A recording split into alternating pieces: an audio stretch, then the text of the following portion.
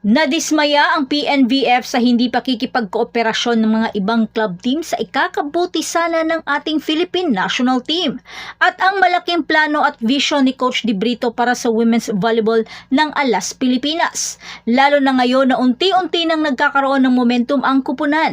Pero ano nga ba ang nangyari at bakit ganun pa rin ang problema ng ating national team?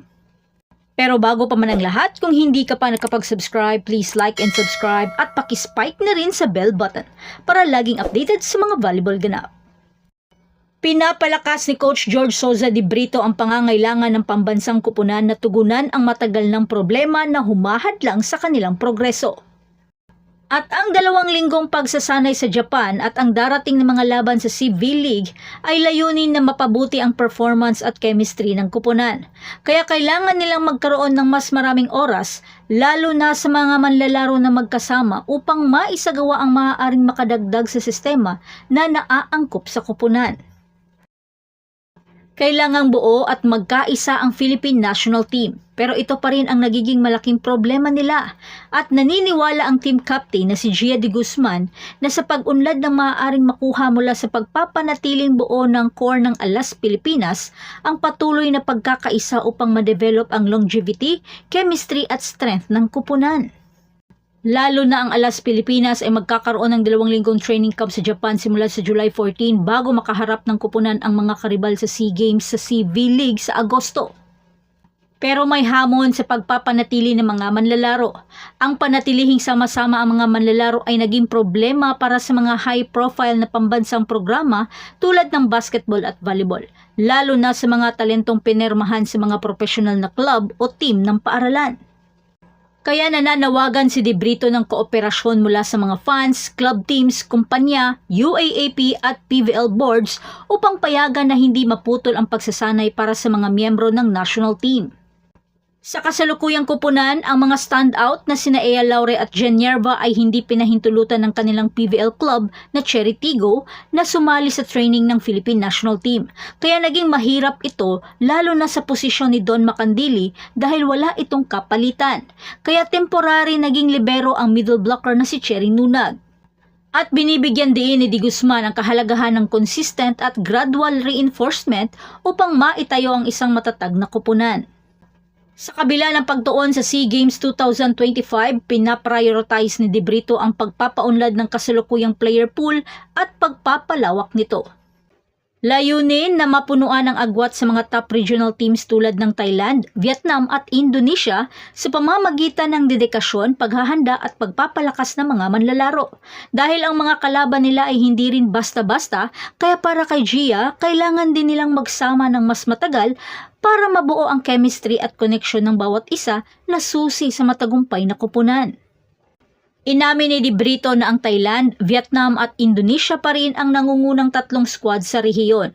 Kaya naman hinahangad niyang sulitin ang mas mahabang oras ng paghahanda kasama ang bagong breed ng national team.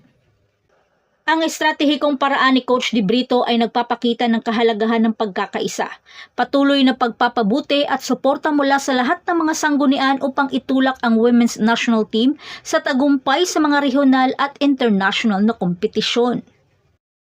Kaya sa pamunuan ng PNVF, disappointed sila sa club team ng Cherry Tigo sa hindi pagpapahiram sa kanilang star player na sina Ea Laure at Jen Yerba para sa national team. Malaking kawalan ng kanilang presensya at hindi pagprioridad sa ating national team. Ikaw, anong masasabi mo sa hindi maresolbang paulit-ulit na problema ng Philippine National Team?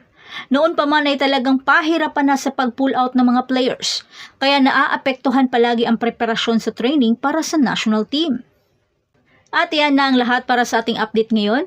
Manatiling nakatutok para sa iba pang mga balita mula sa mundo ng Philippine Volleyball. Huwag kalimutan mag-like, mag-subscribe at i-spike ang notification bell para hindi ma-miss ang mga susunod na video. Hanggang sa muli, patuloy na mag-spike at mag-dig sa ating channel.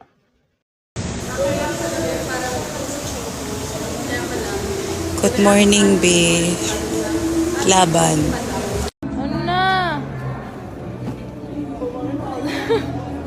Kawawa ka naman, te.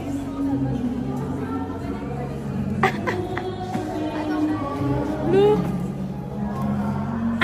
pa ako tinulungan, bibidyo-bidyoan mo pa ako. Be, tignan mo ang dala ko. Sige daw. Joke lang, be.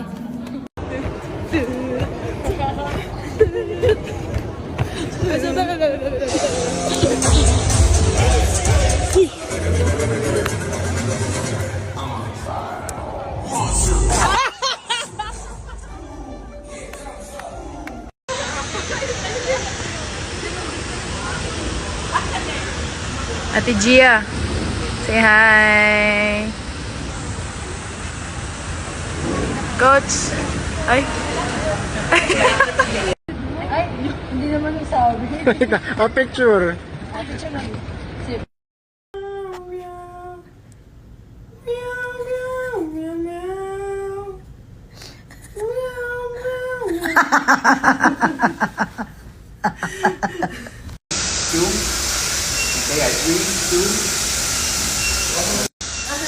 Superman. Paano yun? Mag-i-intro pa lang ako, bakla ka. Titeya. Ate Teya.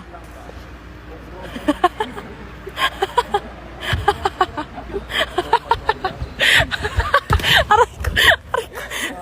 Ikaw ha? Aslum. Aslum, nakay ka. Aslum. Aslum, nasad ka. Kay Aslum. Ang lakas ng loob. Di, kinakabahan na ako. Vampire.